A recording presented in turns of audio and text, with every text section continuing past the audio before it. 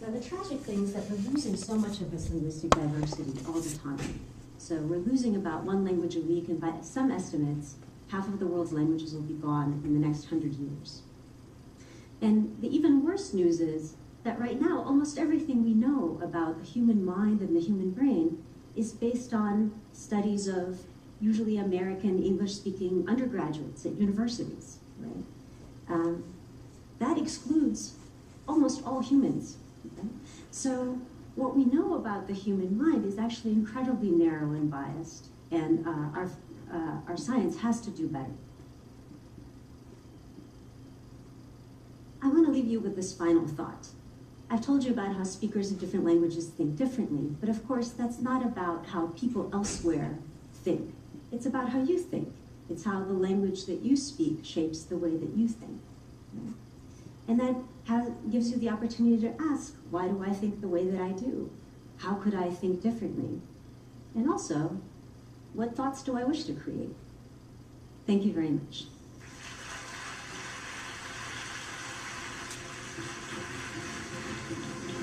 So if you look her up, you'll find she's very interesting, has been interesting for quite some time. I remember years ago watching her on a panel discussion, which was the first time I saw her speaking about this topic. And it was a panel discussion among a group of different teachers who were discussing what it was like growing up, speaking a different language. So one of the speakers, her parents had been Chinese, they had migrated, and she grew up speaking Chinese. Another one spoke Spanish in California. I forget what the other, there were a couple others as well, but that's when she pointed out that her parents had migrated from Ukraine when she was, I think, 13 or a teenager.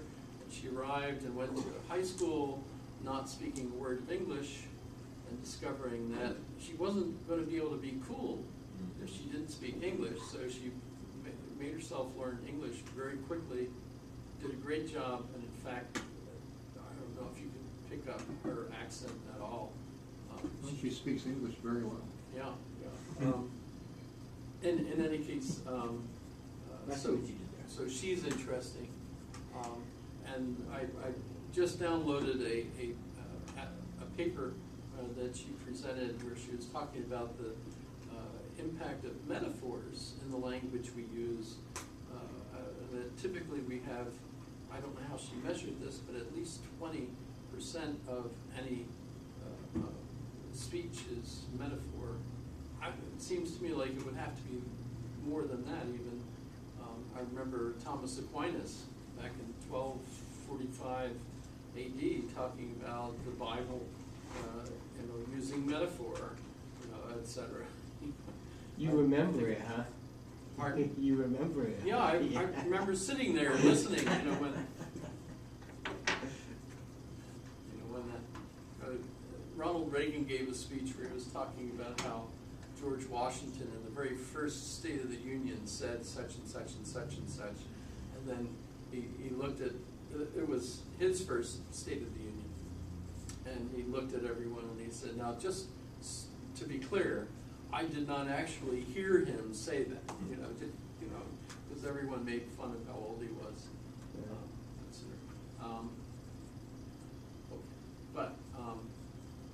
But speaking of contemporary events, something that's been going on in Alaska, where am I? Okay.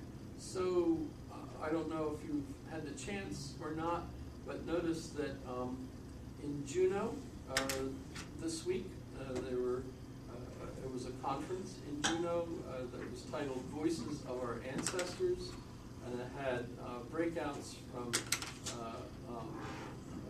3 different Alaskan languages.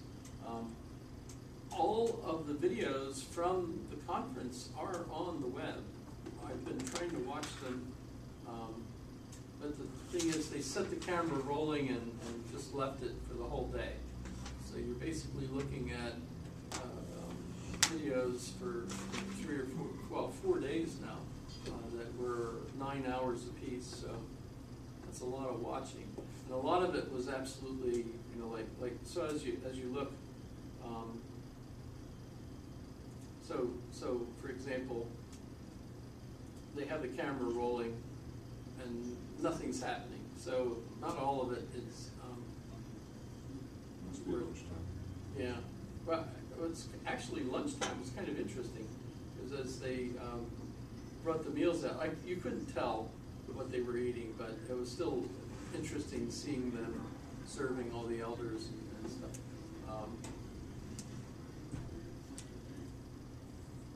But if you listen, the language is sometimes in English, sometimes in the other languages. Not all of the elders could speak their language, so and you could tell though that they were really upset that they couldn't.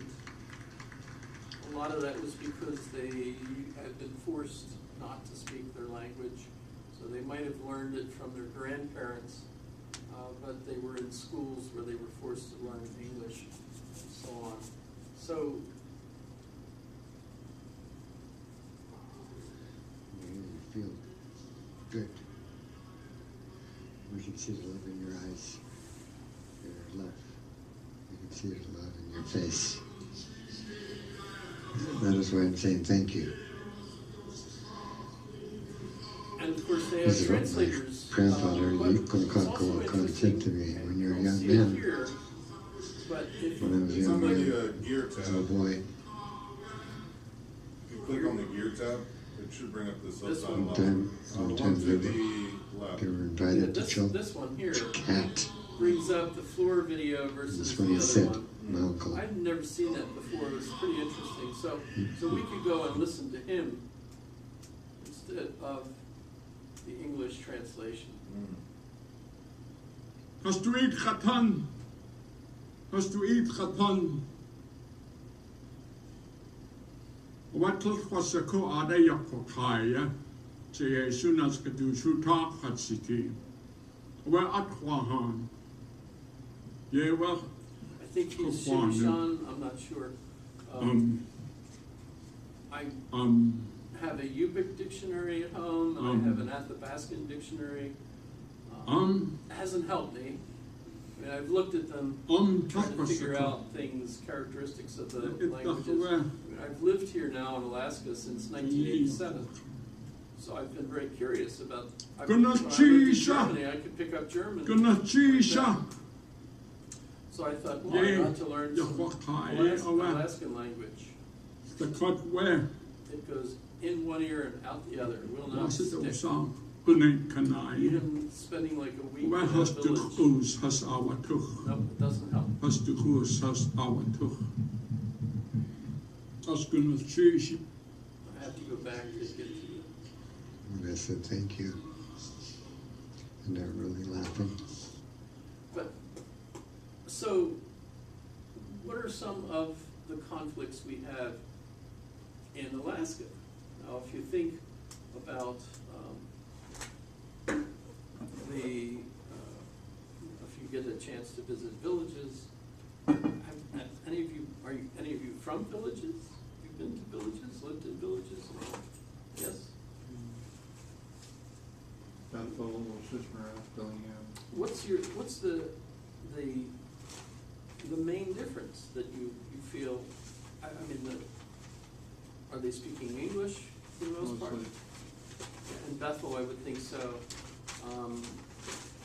In the two villages off the grid that I got to visit for a week at a time,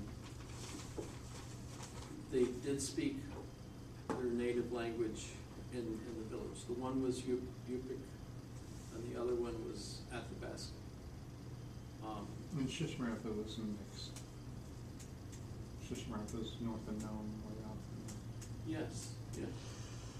Very I was flat. in Nome for 6 weeks, but that was before I really had a chance to start. And it was mostly the elders, mostly the older generation that's That speaking. too. I mean, and I hear Alaska Native languages spoken in even the bingo halls that are frequented by many Alaska Natives, and they're speaking to each other in their native language. And it is a sort of, to me, it feels like they're attempting to keep that culture, that language alive through Right. its use. Right. Well, and we know that you lose it if you don't use it.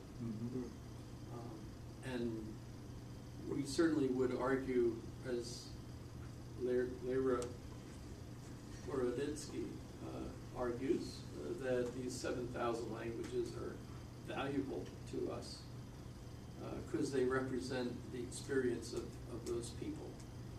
And if the language dies, that experience dies with it.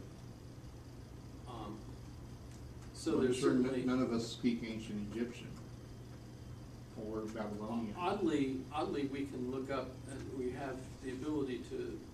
I don't know that we could really be convinced we know how it should have sounded, but I mean, the opera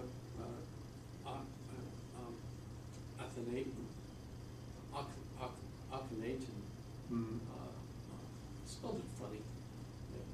We left out one of the letters, but in Akhenaten, he used Egyptian as part of the words that were sung by the priests and the chorus and so on. How, I don't know. I mean, it's not only in Egyptian, but still it's kind of interesting how he would have done that. And the Sanskrit is another issue, because we don't have any speakers, so how do they know how it actually would have sounded? Heinz? When you talk about linguistic families or groups and saying like, okay, these languages, share a common root, or these languages are from here or there or whatnot, that type of thing. So scientists are now speculating, or maybe there's some more evidence by now, that many of the languages throughout Asia and Europe had a common root that they are referring to as some sort of Proto-Hindu something. I don't know what else. I can't recall how to say Or it. language, yeah. Yeah, and they have made some attempts at reverse engineering it, and I was reading something the other day where it said, okay, so for example, the king has had a son, would be something blah blah blah, and it was like crazy, like not even recognizable, and even though they're saying that it maybe had this common root origin, it didn't look like anything that I could recognize. And although I don't speak any other languages, I'm pretty good at recognizing, just I guess based on pattern recognition. Like I can look at something and tell you it's Russian or it's Spanish or it's Chinese or it's Japanese or Korean or whatever. I can't read it, but I can tell you what it is. And I was like, nope. Look that up sometime. I think you might find it really interesting. About I the think Proto-Hindu I've read language. some various things of that sort. Where they actually have made efforts at reverse engineering it. Right, yeah. That you could also argue that's not really going to work for Probably not. several reasons. But even if something doesn't work, sometimes it can be an interesting. It could get you your exercise, PhD. So. That's for sure. Yeah. However, I'm forgetting something here. So somehow I was going to tie this in with Brian Greene, who's got The CBT triangle makes sense, but it seems too simple. People and relationships are more complicated. It's so simplistic. Menos alto. It's cognition and action. Use it as a answer so small that they can access all of the dimensions. The long dimension, but also this clockwise. So this is, okay, so let me tie it in this way. The very last thing she was pointing out, I don't know how well people caught it, because she didn't really take too much time to emphasize it, but she was pointing out that that the way she was describing how languages have this impact on people is something that the people in that room listening to her could understand and could think that way, that languages have that kind of impact, right? But it doesn't mean that everybody speaking all their different languages realize language does that. Actually, no. In other words, you would have to have gone through kind of the history of thought that took you through this progress here that gets you to the point where you realize, gee, we are seeing the world differently depending on some sort of filter. What kind of filter is it? It turns out now today, we've advanced this issue to the point where now we're looking at, and actually we have been for quite some time, looking at language as other cognitive linguists. For example, I think I've mentioned the author of Don't Think of an Elephant, right? Or jellyfish building walls. So if you're, another individual that's really important in this topic is George Lakoff, and he's not, there's lots of folks that do this, that apply it, for example, to politics. So, the different languages, so to speak, that, Republicans speak versus Democrats, that kind of thing. So George Lakoff talks about that. If you look at lots of his other books, it was one of his books that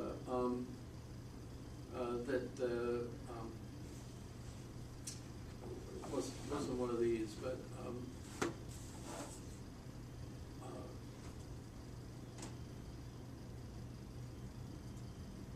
shoot, I can't remember.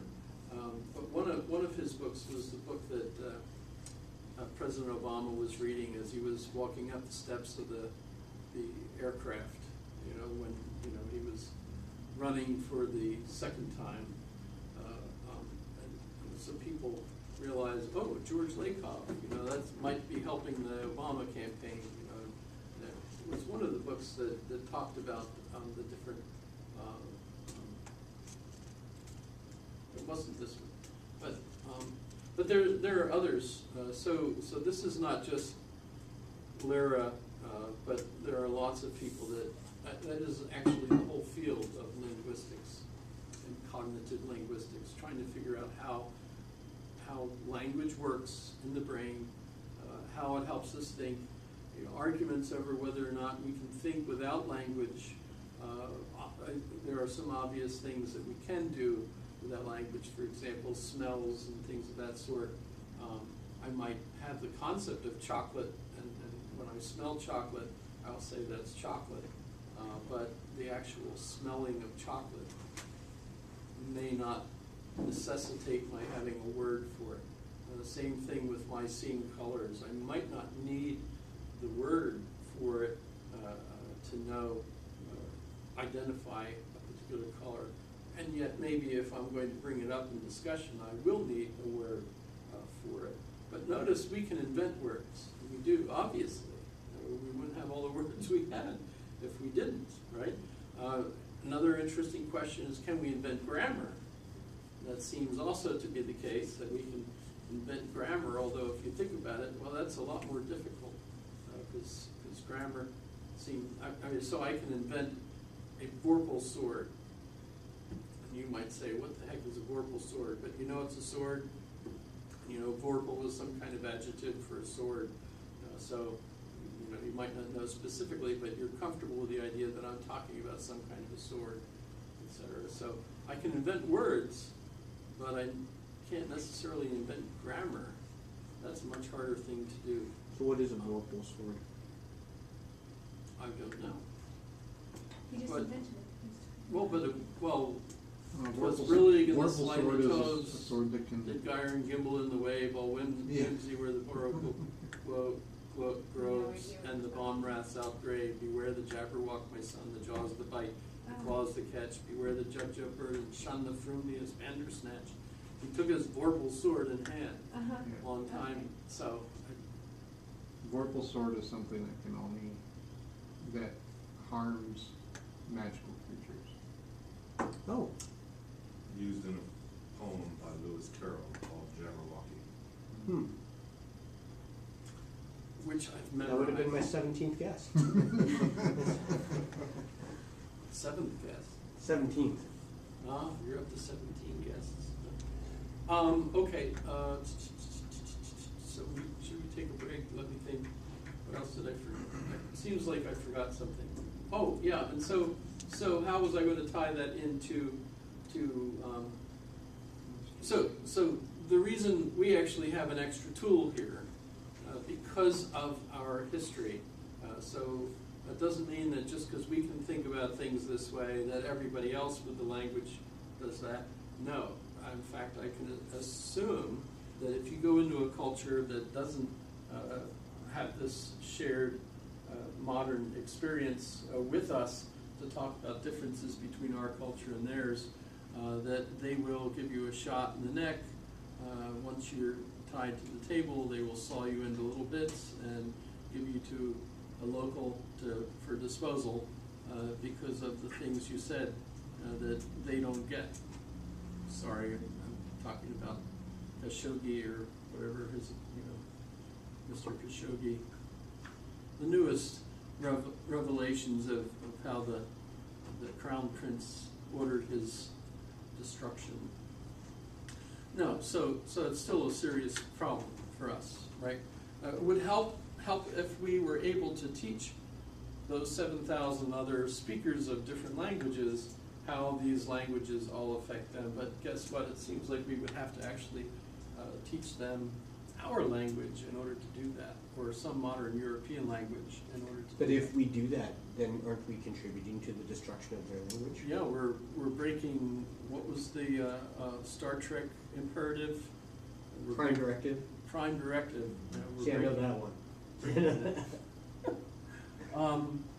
Okay, but so when we look at the Juneau conference and we see all the speakers berating the subjection of their cultures by the dominant culture in the period when the missionaries forced them into English and so on. That's all horrible. We could feel absolutely guilty about all of that, not because I was there or did any of that, but because that seems unforgivable with respect to the way some cultures were treated, other people were treated, and so on, along with all sorts of other human sins of the past. At the same time, however, it's worth pointing out that they could not have a conference of this sort had it not been for the contemporary culture that they're in, which is the modern European, English, French, whatever culture that's discovered this, so that they can actually sit around and realize what a terrible thing has happened to them. By the way, as I was listening to some of the speakers, I realized that while they're concerned about their language being lost, everyone that mentioned that they were Christian. And I thought, well, that wouldn't have been part of their language. That would have been something that was imposed on them along with English. And yet, oddly, they didn't seem upset about that. They were very, very pleased, or very proud of their loving Jesus, for example, and so on. So I thought that was odd, that none of them seemed to defend shamanism as opposed to Christianity. And so that was kind of interesting. Was it forced on them, though? Or was Well, it yes. just like, oh, what's... It was. Horribly so. And yet at the same time, while they They were lost it. upset about being forced not to speak their language, they actually seemed very pleased about Christianity. I remember that in the villages I was at too, that Christianity was, one of the things I was hoping to find out a little bit about was the actual pre-Christian culture of the community, and it was gone. I don't think they were even people that I talked to even aware that there had been one. In fact, they had, they were fundamentalist Christians. And of course, in Alaska, in the rural areas, that's predominantly Russian Orthodox. Yes, both of the places I was at were Russian Orthodox. Although, the missionaries actually came up and they kind of divvied up Alaska, so that the Presbyterians got this, Lutherans got this, Russian Orthodox got, actually I guess Russian Orthodox were involved because of the Russians. But then when the Americans came up, they picked different. But you mentioned areas. something about shamanistic religions and that made me think about animism. And I guess today, the largest, most successful, still ongoing, unbroken animist tradition would actually be Shintoism from Japan. Shintoism is an animistic religion. Well, I know there are lots. Jainism in India, I would imagine there are lots of different ones. Maybe they outnumber Aborigines in the Japanese. Australia. Those are some of the people that she was even talking. I just wonder about the number There of are practitioners. people that were not touched, so to speak, by modern people until very, very recently. There still are some who never have been.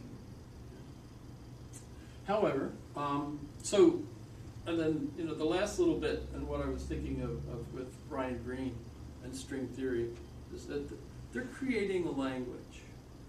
They're creating a language that then enables us to find what they're looking for with that language.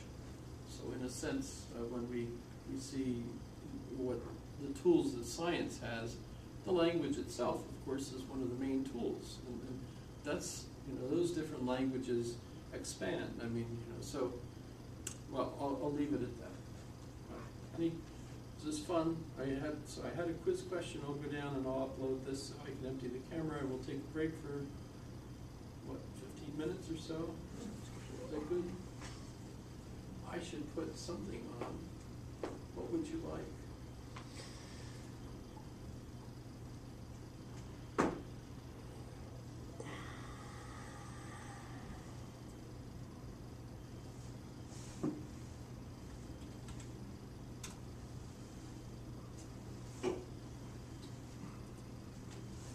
Mm-hmm.